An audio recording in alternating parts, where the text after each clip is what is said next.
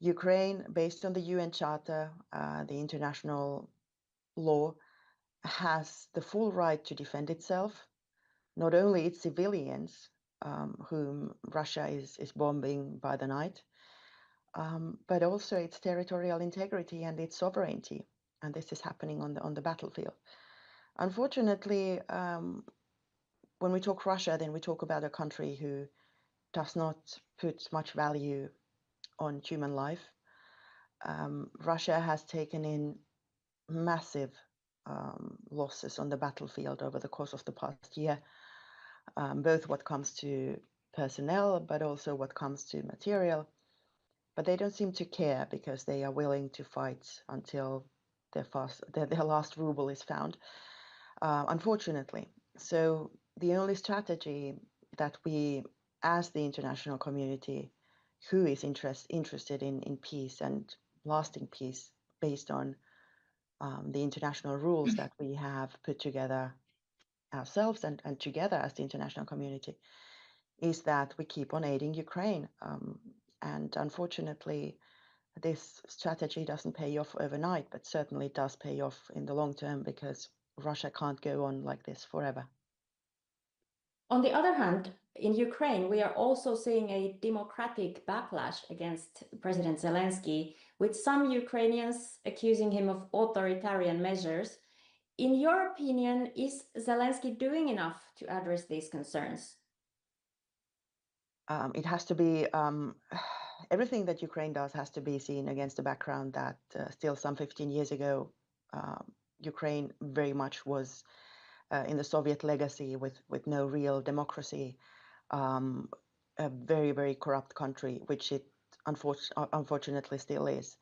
And the second thing is, of course, that Ukraine is defending itself. It is in a war situation.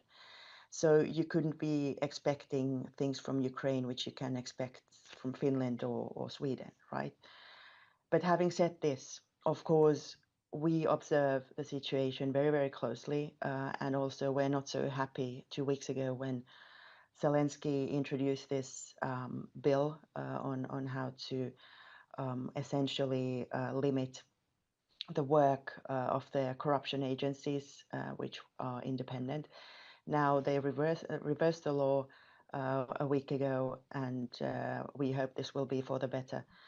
But certainly, not just as Finland, but as the European Union, since not only Ukraine, but which is more important, the Ukrainian people have decided that they want to live the European way of life, enter the European Union one day, and make all those changes which are required, then we are aiding Ukraine and the Ukrainian people every day with those changes, with those reforms, because each and every step by which you are able to rid corruption, to make the judicial system, the rule of law work better, to increase the transparency of democracy and make more room for civil society and free media and the opposition.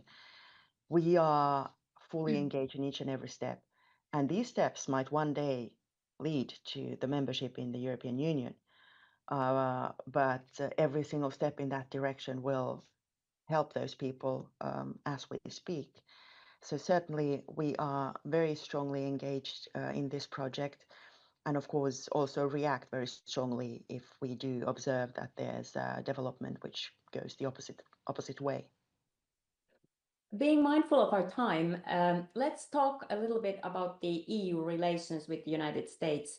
How satisfied are you with the outcome of the US-EU trade deal?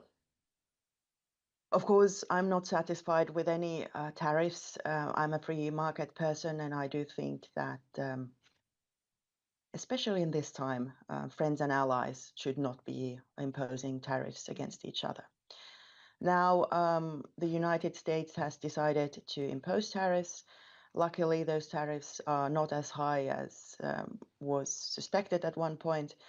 And we also hope that at some point in the future, which is hopefully not too far away, we could engage in new negotiations by which we could move towards a zero tariff zone and even a free trade zone, which I think we should actually really embrace within the alliance.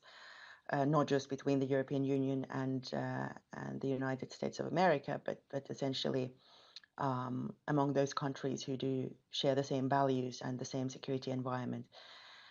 So within NATO, if you will. So that would be one. The second thing is that the European Union did not impose any tariffs on the United States. Makes sense because it's economics 101 when you learn that protectionism doesn't help you. You should get rid of protectionism even unilaterally. So I think it's only fair and it's a good strategy that the European Union works as it preaches. Having said this, of course, not happy of any tariffs, and we hope certainly that we could get rid of those in the near future. Why was it so important for the EU to rush into a deal now? Are you at all concerned by the fact that some countries may be striking better deals than the EU did?